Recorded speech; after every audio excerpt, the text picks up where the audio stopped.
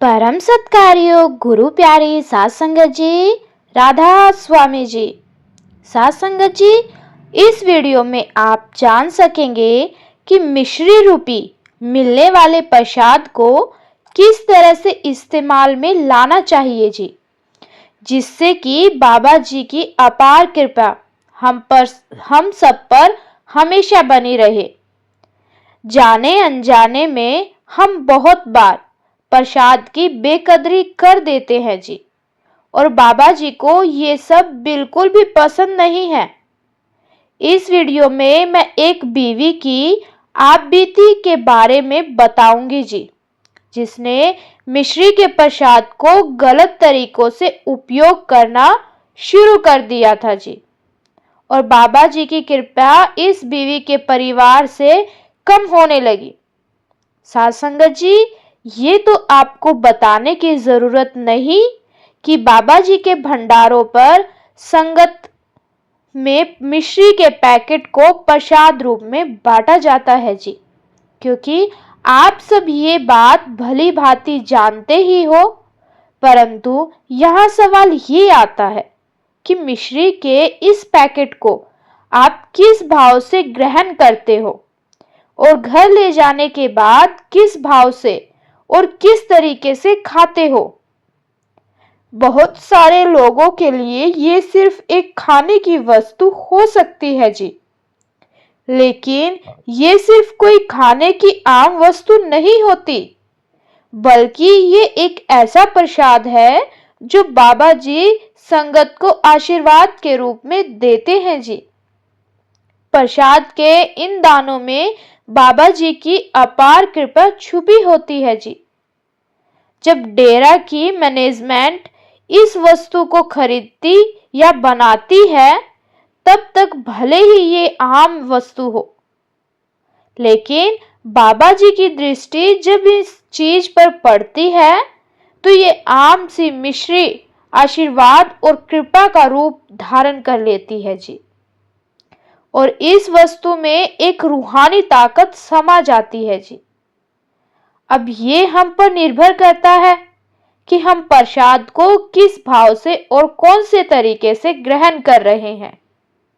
लेकिन बावजूद इन सब बातों के कुछ संगत प्रसाद का दुरुपयोग करती है, जो कि ठीक नहीं है। साथ संगत जी, एक सत्संगी बीवी जो कि पानीपत में रहती है, उसने अपनी एक आपबीती संगत के साथ साझा की थी जी। उसने बताया कि वो और उसका परिवार अक्सर डेरे में और मेजर सत्संगों में सेंटर पर बाबा जी के भंडारे पर जाते रहते हैं, और जैसा कि मैंने आपको शुरू में बताया कि भंडारों पर मिश्री रूपी प्रसाद दिया जाता है जी, तो इस बीवी और इसके परिवार के सभी सदस्यों को भी वहां से प्रसाद के पैकेट मिलते थे, और बहुत सारे भंडारों में जाने के कारण इनके पास मिश्री के प्रसाद के बहुत सारे पैकेट इकट्ठे हो गए। साथ संगत जी, बाबा जी अपनी संगत को प्रसाद इसीलिए देते हैं कि संगत प्रसाद के कुछ दाने हर रोज श्रद्धा के साथ मालिक को याद करते हुए ग्रहण करे। लेकिन इस बीवी और इसके परिवार ने प्रसाद तो हर बार लिया, लेकिन इन्हें प्रसाद को ग्रहण कैसे करना है इन्हें पता ही नहीं था, और ना ही इन सब लोगों को प्रसाद को हर रोज ग्रहण करने की आदत थी। ये अक्सर प्रसाद खाना भूल जाते थे, तो इस बीवी ने प्रसाद को अपने परिवार को खिलाने का एक अनोखा तरीका निकाल लिया, जो कि बिल्कुल गलत था। इस बीवी ने प्रसाद को मिक्सी में पीसकर उसको घर की चीनी में मिला दिया, और जब भी चाय बनाती तो प्रसाद मिली हुई चीनी को चाय में मिला देती, और कभी घर में कुछ मीठा बनता तो उसमें भी वही चीनी मिला देती।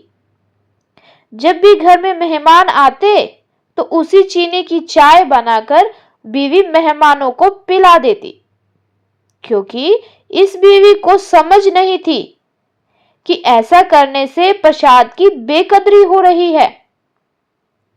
धीरे धीरे इनके घर की बरकत कम होने लगी और फिजूल खर्चे होने लगे। पहले ये परिवार अपनी आमदनी में से कुछ ना कुछ बचा लेता था, लेकिन धीरे धीरे ऐसे दिन आने लगे कि बचाना तो दूर, उल्टा रूटीन के खर्चे से भी ज्यादा पैसे लगने लगे। जहां से ये लोग घर का सामान, राशन आदि लेते थे, वहां से इन्होंने उधार करनी शुरू कर दी। पति के कारोबार में लॉस होने लगे, घर में दिक्कतें शुरू हो गई। इस बीवी को समझ नहीं आ रही थी कि आखिर ये सब चल क्या रहा है। पहले भी घर की आमदनी उतनी थी और आज भी उतनी है, लेकिन पहले पैसे बच जाते थे और अब पैसे बचने की बजाय उधार करके घर का जरूरी सामान खरीदना पड़ रहा है। बीवी बड़ी ही परेशान होने लगी। बीवी बाबा जी को बहुत मानती थी, तो ये बाबा जी से विनती करने लगी कि बाबा जी, अब आप ही हमारी संभाल करो, ऐसे तो हम कर्ज में डूब जाएंगे। साथ संगत जी, बाबा जी किसी रूप में हमारी मदद कर देते हैं, इसकी पहचान तो हमें ही करनी पड़ती है, क्योंकि बाबा जी तो बस इशारा ही करते हैं और उस इशारे को जो समझ जाता है उसको पहचान हो जाती है कि बाबा जी हमारी मदद कर रहे हैं। बाबा जी ने इस बीवी की मदद भी कुछ इसी तरीके से की। हुआ यूं कि एक दिन बीवी मोबाइल पर सत्संग प्रवचन सुन रही थी और उस दिन बीवी को एक वीडियो मिला जिसमें एक शिष्य अपने संत से प्रसाद और प्रसाद के महत्व को समझने के लिए सवाल कर रहा था। उस वीडियो में शिष्य ने संत से पूछा कि गुरुजी, प्रसाद क्या होता है और हमें प्रसाद कैसे खाना चाहिए। संत बड़े ही पहुंचे हुए थे। संत ने कहा कि बेटा, प्रसाद का महत्व होता है कृपा। जब एक पूर्ण गुरु किसी वस्तु पर दृष्टि डाल देते हैं तो वो वस्तु प्रसाद बन जाती है और प्रसाद हमारे शरीर की भूख के साथ साथ आत्मा की भूख को भी तृप्त कराता है। जब भी प्रसाद ग्रहण करो उससे पहले अपने गुरु का शुक्र करो। गुरु से कहो कि हे मेरे सतगुरु, आपका शुक्र है जो आपने हमें प्रसाद के रूप में बरसने वाली कृपा के लायक समझा। आगे संत ने समझाया कि प्रसाद की किसी भी सूरत में बेकदरी ना करो। अगर सतगुरु ने आपको प्रसाद दिया है तो उस प्रसाद की कद्र करो, प्रसाद को प्रसाद की तरह ग्रहण करो। प्रसाद को दूसरी खाने की वस्तुओं में नहीं मिलाना। शिष्य ने पूछा कि गुरुजी, अगर हम प्रसाद को घर के भोजन में मिला देते हैं तो क्या ये उचित होगा। तो संत ने समझाया कि बेटा, प्रसाद एक बहुत ही पवित्र चीज होती है और घर में आने वाली, खाने वाली, पीने की चीजें न जाने कितने और किस भाव वाले लोगों के हाथों में से होकर हमारे घर तक पहुंचती है, और अगर हम उन चीजों में प्रसाद को मिला देते हैं तो इससे प्रसाद की बेकदरी हो जाती है। और जब हम प्रसाद को घर की किसी दूसरी चीज में मिला देते हैं और घर में मेहमान आते हैं तो वही चीज हम मेहमानों को भी खिला देते हैं। मेहमानों के लिए तो वो सब एक खाने या पीने की चीज है, वो उस चीज को किस भाव से ग्रहण कर रहे हैं हमें पता नहीं चलता। जबकि प्रसाद को तो बड़ी श्रद्धा भाव से ग्रहण करना चाहिए। जब इस वीडियो को उस बीवी ने सुना तो उसको समझने में देरी ना लगी कि सतगुरु की कृपा अब उन पर क्यों नहीं हो रही। उस बीवी ने अपनी इस गलती के लिए बाबा जी से बहुत माफी मांगी और भविष्य में जब भी इनके घर प्रसाद आता तो ये पूरा परिवार बड़ी श्रद्धा भाव से बाबा जी का शुक्र करते हुए प्रसाद को ग्रहण करने लगा। समय बीतने के साथ परिवार की खुशियां फिर से लौट आई। साथ संगत जी, प्रसाद की बेकदरी कभी नहीं करनी चाहिए। हर रोज सुबह प्रसाद के 2 से 3 दाने अपने हाथ में ले और बाबा जी का शुक्र करे और श्रद्धा भाव के साथ प्रसाद को खा ले। अपनी तरफ से तरीके मत अपनाएं। साथ संगत जी, अभी वीडियो में बने रहिए। अब मैं आपको बताती हूँ कि घर में बनने वाला भोजन किस तरह से लंगर का रूप ले लेता है जी, और ऐसे भोजन में बाबा जी कितनी कृपा बरसाते हैं। एक सत्संगी लड़की की शादी एक गैर सत्संगी परिवार में हो गई। लड़की चाहती थी कि उसको सत्संगी परिवार मिले, लेकिन शादियां तो पहले से ही तय होती हैं, इसमें इंसान का बस नहीं चलता। तो लड़की के परिवार वालों ने जब देखा कि लड़के वाले बहुत अच्छे लोग हैं और वो सिर्फ सत्संगी नहीं हैं, लेकिन मंदिरों से जुड़े हुए हैं, लड़की के माता पिता ने इस बात को अनदेखा कर दिया, क्योंकि बाबा जी अक्सर समझाते हैं कि कौन सत्संगी है कौन नहीं, इस बात से कोई फर्क नहीं पड़ता। फर्क पड़ता है इंसान कैसा है। अगर अच्छे हैं तो आप रिश्ता जोड़ सकते हैं। तो बाबा जी की बात को सुनकर इन्होंने अपनी लड़की की शादी उस परिवार में कर दी और लड़की शुरू से ही एक सत्संगी माहौल में पली बढ़ी थी। तो उसने वहां अपने ससुराल में रसोई में बाबा जी की एक तस्वीर लगा दी। इस पर ससुराल वालों को जरा भी प्रॉब्लम नहीं थी, क्योंकि उन्हें पहले से ही पता था कि लड़की डेरे से जुड़ी हुई है। साथ संगत जी, कैसे इस लड़की के कारण उसके घर बनने वाला भोजन धीरे धीरे लंगर प्रसाद बन गया और कैसे वो पूरा परिवार एक सत्संगी बन गया। अब आप इसको जानेंगे जी। और आप लोग भी अपने घर में बनने वाले भोजन को ऐसे लंगर प्रसाद बनाकर ग्रहण कर सकते हो। लड़की जब भी रसोई में रोटी बनाती तो वो बाबा जी के शब्द बोलती रहती। ये बात उसकी शुरू से ही थी।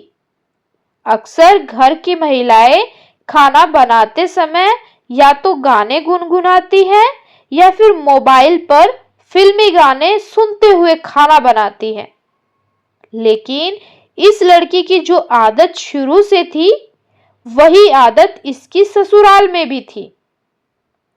रसोई की दीवार पर बाबा जी की तस्वीर के आगे ये खाना बनाती और बाबा जी के शब्दों को सिमरन करती रहती। और जब खाना बन जाता तो सबसे पहले खाने को बाबा जी के तस्वीर के सामने रखकर बाबा जी का शुक्र करती और उसके बाद खाने को परिवार के सदस्यों में वर्ता देती।